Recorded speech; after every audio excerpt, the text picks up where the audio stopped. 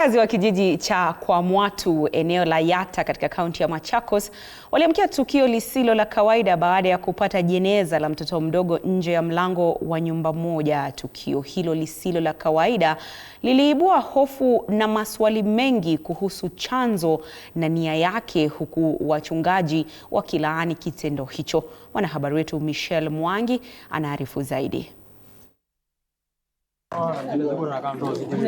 Ilikuwa asubuhi iliyojaa sitofahamu katika kijiji cha Kwamwatu, kaunti ya Machakos, baada ya wakazi kukumbana na jeneza hili linalodaiwa kuwa la mtoto likiwa limewekwa nje ya mlango wa nyumba ya jirani wao. Kuna mtu ambaye aliweza kuleta jeneza ya mtoto mdogo akaiweka nje ya mlango wa mboma ya nyumba ambayo mwenyewe hayuko na familia yake aishi hapa. Tukio hilo lilizua hofu na mshangao mkubwa, hasa baada ya kuibua kumbukumbu za changamoto ambazo familia hiyo imekuwa ikikabiliana nazo kwa muda mrefu.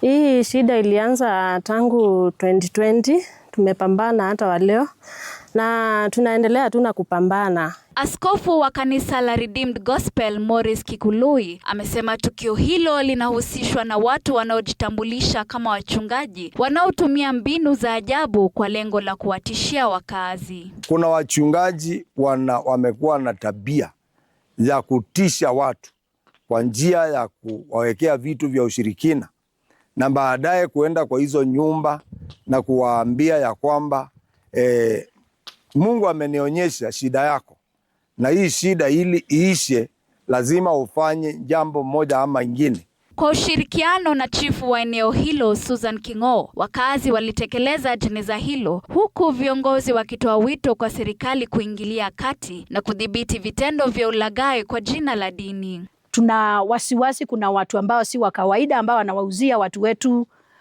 uoga. Kwa hivyo tutasaidiana na watumishi wa Mungu na najua yote yataenda kuisha. Tukio hili linaibua wasiwasi mkubwa kuhusu ongezeko la visa vya ulaghai kwa jina la Mungu, huku serikali ikitakiwa kuimarisha udhibiti dhidi ya wahusika. Michelle Mwangi, Runinga ya TV 47.